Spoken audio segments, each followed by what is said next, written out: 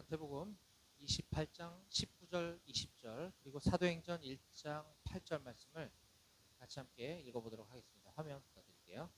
다 같이 시작. 그러므로 너희는 가서 모든 민족을 제자로 삼아 아버지와 아들과 성령의 이름으로 세례를 베풀고 내가 너희에게 분부한 모든 것을 가르쳐 지키게 하라. 볼지어다 내가 세상 끝날까지 너희와 항상 함께 있으리라 하시니라. 오직 성령이 너희에게 임하시면 너희가 권능을 받고 예루살렘과 온 유대와 사마리아와 땅 끝까지 이르러 내 증인이 되리라 하시니라. 아멘. 한번 넘겨주세요. 오늘은 그리스도를 증거하는 삶이라는 제목으로 말씀을 함께 나누도록 하겠습니다. 네, 우리는 지난 한 달간 4주에 걸쳐서 그리스도인의 기본적인 삶 시리즈 말씀을 함께 나누고 있습니다. 그리스도인의 베이직 라이프에 대해서 화면에 보시는 것처럼 수레바퀴 예화를 통해 말씀을 함께 나누고 있습니다. 이제 오늘은 5번째 시간 베이직 그리스도인의 기본적인 삶 시리즈 5번째 시간으로서 오늘 마지막입니다. 이제 그리스도인의 그리스도를 증거하는 삶에 대해서 오늘 함께 나눌 건데 오늘은 이 시간에는 앞서 지난주에 나눴던 말씀의 제목인 그리스도인의 교제하는 삶에 대한 복습을 좀 나눈 다음에 끝으로 오늘 본문을 다루고 마지막으로 이제 총정리 수레바퀴 예화 전체를 마무리하는 시간을 갖도록 하겠습니다. 자, 지난 시간에 우리가 그리스도인의 교제하는 삶이란 주제에 대해서 함께 말씀을 나눴는데요. 교제라는 말의 사전적 의미는 서로 사귀어 가까이 지내다라는 뜻을 갖고 있었습니다. 그런데 성경적 의미에서의 교제는 첫 번째로 하나님과 인간과의 교제를 말하는 것이고 이것은 말씀과 기도 생활로 할 수 있다라고 나눴고요. 또 두 번째로 우리 그리스도인들 상호 간에 그리스도 안에서 이루어지는 사람과 사람 사이의 교제는 교회 공동체 생활을 통해서 함께 나눌 수 있다라고 했습니다. 자, 우리 교제의 삶에 대해서 화면 우측에 나와 있는 저 문장을 함께 같이 소리내 읽어봅시다. 다 같이 시작. 하나님께서는 우리가 다른 그리스도인들과 함께 배우고 격려하는 교제의 삶을 사는 것을 기뻐하십니다. 하나님께서는 그리스도인들이 서로 사랑하고 겸손히 서로 섬기는 관계 속에서 서로를 세워주도록 하셨습니다. 네, 다음 페이지요. 자, 그리스도인의 교제가 필요한 이유, 교제의 유익에 대해서 한 5가지 정도로 살펴볼 수 있었는데 첫 번째는 우리가 그리스도 안에서 한 몸이기 때문이다라고 했습니다. 사도 바울은 고린도전서 12장 25절부터 27절까지 이렇게 말씀하고 있어요. 몸 가운데 분쟁이 없고 오직 여러 지체가 서로 같이 돌보게 하셨느니라. 만일 한 지체가 고통을 받으면 모든 지체가 함께 고통을 받고 한 지체가 영광을 얻으면 모든 지체가 함께 즐거워하느니라. 너희는 그리스도의 몸이요 지체의 각 부분이라.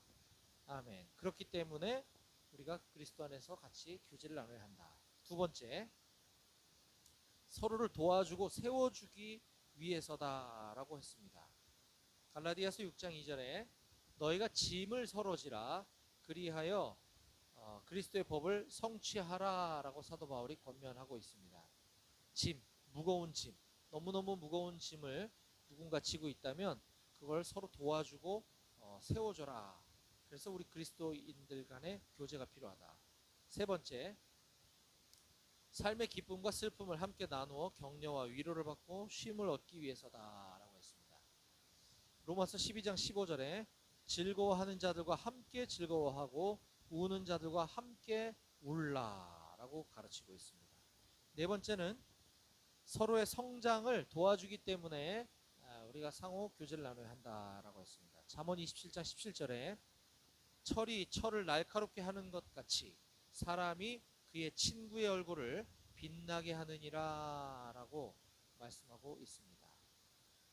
마지막 다섯 번째는 죄에 대해 승리하는 삶을 살아가게 되기 때문이다 라고 했습니다. 갈라디아서 6장 1절 형제들아 사람이 만일 무슨 범죄한 일이 드러나거든 신령한 너희는 온유한 심령으로 그러한 자를 바로잡고 너 자신을 살펴보아 너도 시험을 받을까 두려워하라 라고 죄에 대해 승리하기 위해서는 우리가 공동체적으로 그리스도인 상호 간의 교제가 필요하다라고 말씀을 나눴습니다. 자, 이제 그러면 그리스도인들은 어떻게 교제할 수 있는가? 네. 가장 중요한 것은 예수 그리스도의 이름으로 모여서 말씀과 기도, 다음 페이지요. 말씀과 기도, 예배와 찬양, 또 음식을 서로 나누고 또 서로의 삶을 나누는 것이 그리스도인의 교제다라고 했습니다. 이것을 한마디로 요약한다면 바로 교회 생활, 교회 공동체의 모습인 것이죠. 지금도 우리는 이곳에 주일 예배를 드리기 위해 모였지만 동시에 그리스도인들 상호 간에 친밀한 교제를 나누기 위해서 이곳에 모여 있는 것입니다. 왜냐하면 이곳에 우리가 예수 그리스도의 이름으로 당연히 모였고 이곳에서 우리가 하나님을 예배하고 있고 또 말씀과 기도를 하고 있고 예배와 찬양 또 서로 나눌 음식이 있기 때문에 그렇다라는 것이죠. 네.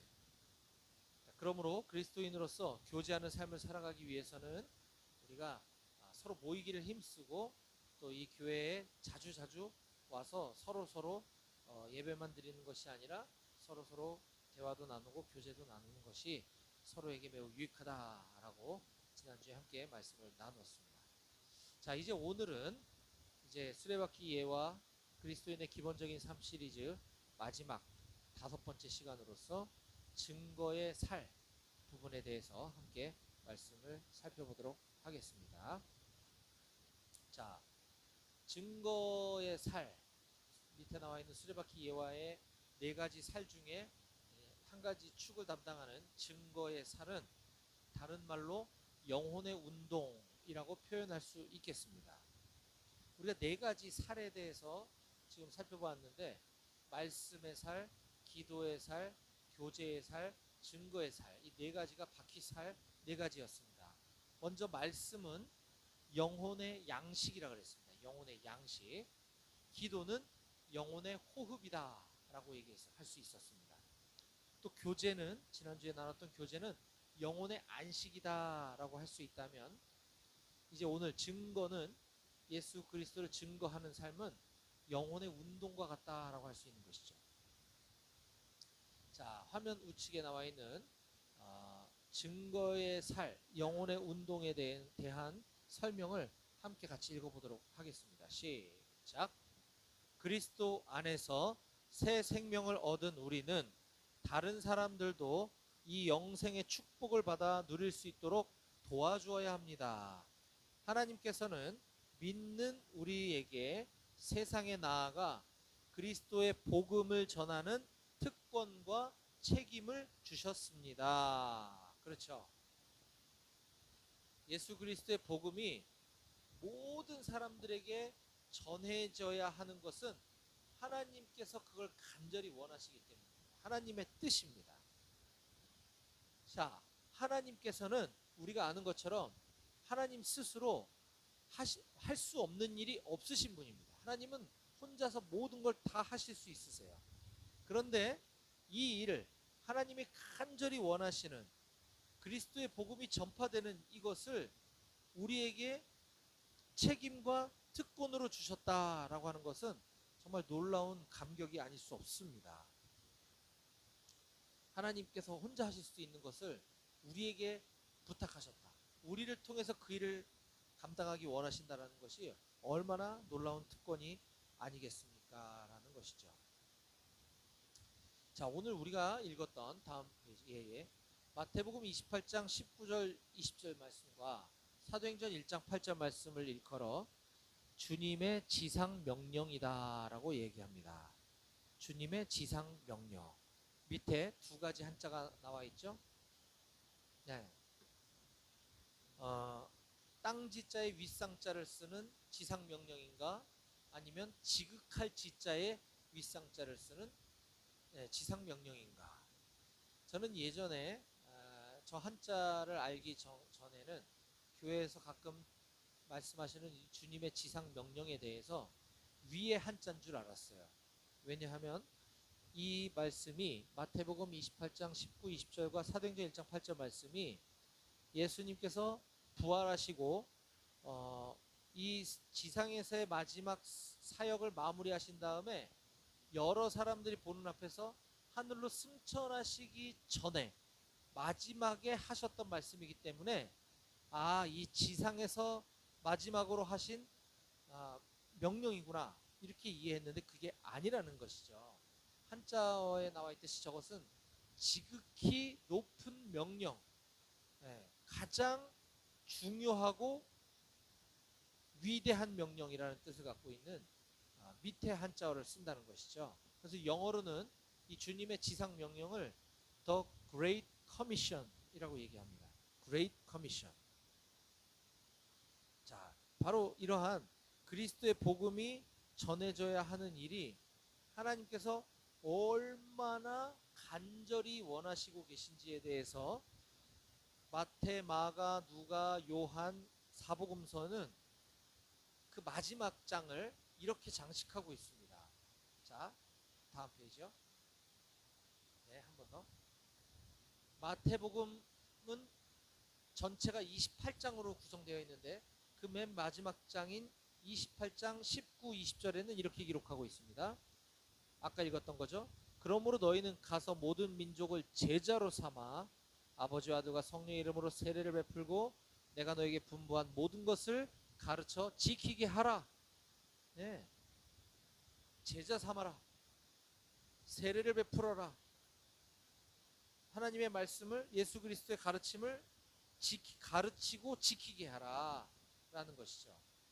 또 그 다음 마가복음 마지막 장인 16장 15절에는 또 이르시되 너희는 온 천하에 다니며 만민에게 복음을 전파하라 라고 마무리하고 있습니다. 다음요. 누가복음 24장은 48절에서 너희는 이 모든 일의 증인이다 라고 강조해주고 계십니다. 또 요한복음은 요한으로 대표되는 요한에게만 하신 말씀이 아니라 요한을 통해서 우리 모두에게 이렇게 예수님께서 말씀하고 계십니다. 내 어린 양을 먹이라, 내 양을 치라, 내 양을 먹이라. 바로 말씀의 양식, 하나님의 말씀, 예수님의 가르침을 먹이라고 강조하고 계신 것이죠. 그리고 나서 사도행전 1장 8절에 너희는 땅 끝까지 이르러 내 증인이 되라 라고 말씀하고 계신 것입니다. 자, 이처럼 사복음서, 예수님의 행적을 기록한 사복음서 모두는 공히 맨 마지막 장에 이와 같이 예수님의 유언과 같은 당부의 말씀을 동일하게 표현만 약간씩 달리해서 기록하고 있습니다. 예수님 이 가르침을 끝으로 이제 하늘로 승천하신 것이에요. 유언이시죠. 자, 그렇다면 제가 여러분들께 물어보겠습니다.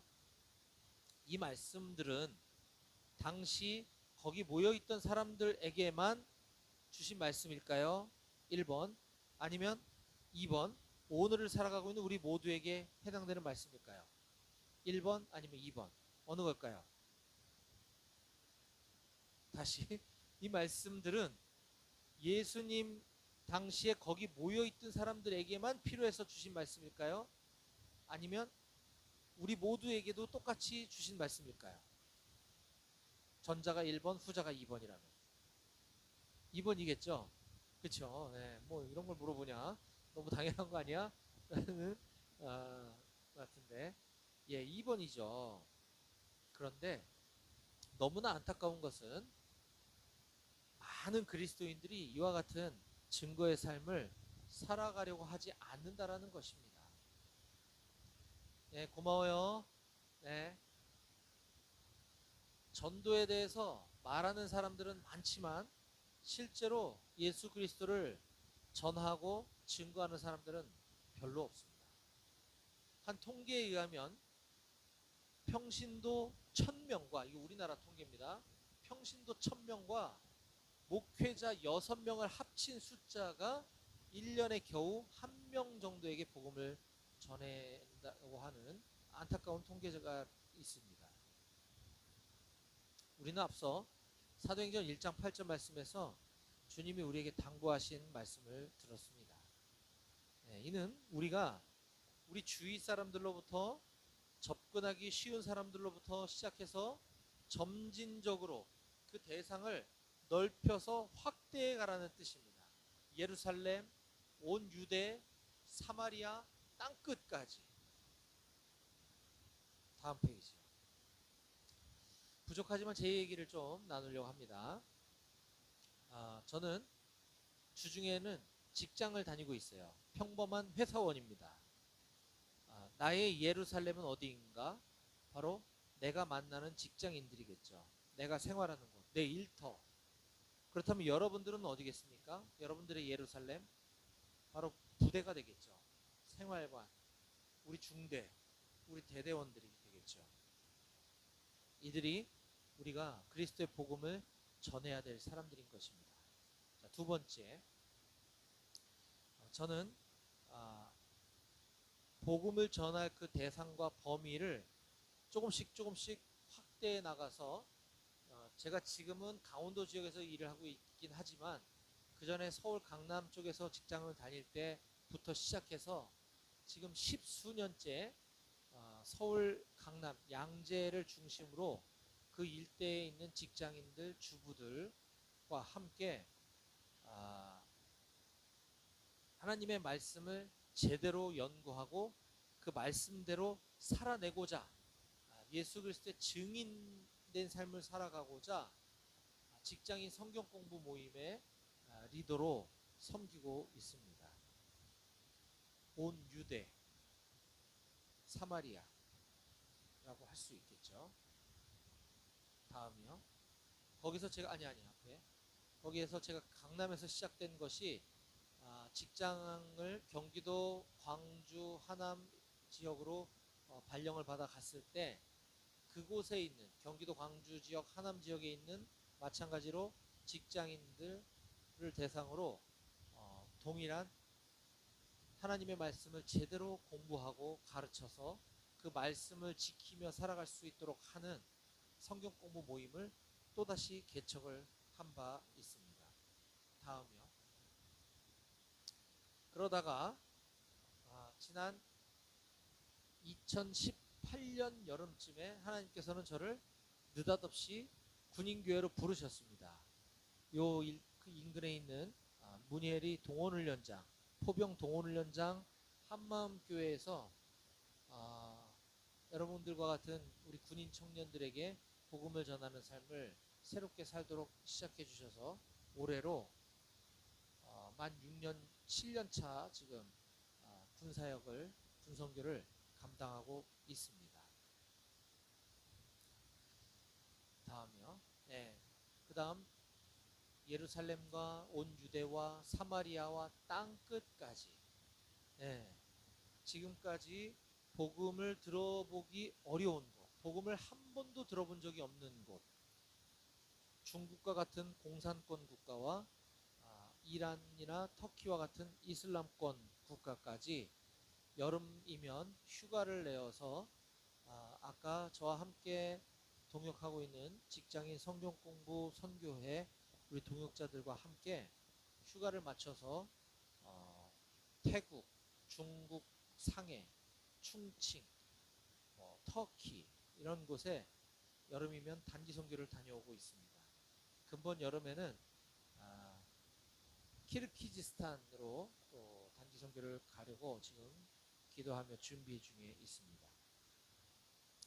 자, 그때 만난 우리 이란 형제들과 함께 지금도 제가 자주 이란을 갈 수는 없지만 비용도 그렇고 이란 상황이 지금 거기 전쟁도 있고 또 무역 제재가 굉장히 심하기 때문에 또 제가 시간도 그렇고 재정 문제도 있고 자주 들어갈 수가 없어서 온라인으로 이란 지하교회 성도님들이 저와 분기에 한 번 정도 만나서 줌으로 예배를 함께 인도하고 있습니다. 자, 다음이요. 이제 말씀을 마무리하겠습니다. 저는 지난 5주간에 걸쳐서 아주 자세하게 이 수레바퀴 예화를 중심으로 그리스도인의 기본적인 삶에 대해서 여러분들께 말씀을 전했습니다. 그리스도인의 기본적인 삶이란 같이 읽어봅시다. 오른쪽에 시작.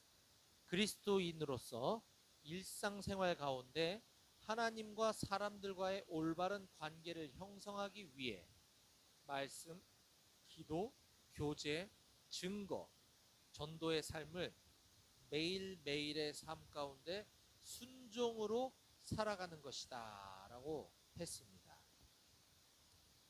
자, 그러면 왜냐하면 이 바퀴란 굴러가야 의미가 있는 것이지 가만히 있는 건 바퀴로서의 의미가 없는 것이죠. 바퀴를 굴려야만 합니다. 그것이 이와 같은 모든 것들에 다시요. 네, 순종하는 삶인 것이죠. 자, 그러면 이제 우리는 어떻게 할 것인가? 한번 눌러주세요. 그렇죠. 그리스도와 연합을 통해서 예수 그리스도를 우리 인생의 삶의 중심에 모시는 일이 최우선이 되어야 된다라는 것입니다. 그 다음 바퀴가 균형을 유지해야 됩니다. 지금까지 나눴던 말씀, 기도, 교제, 증거가 골고루 균형을 이루지 않으면 이와 같이 바퀴는 짜부러들게 되고 그러면 제대로 굴러갈 수 없겠죠. 그리고 바퀴는 아까 얘기했듯이 굴러가야 의미가 있습니다. 그것도 빠른 속도로 가는 것이 중요하죠. 바퀴의 속도를 낼 필요가 있습니다. 말씀, 기도, 교제 생활을 속도감 있게 우리가 살아내야 하고요.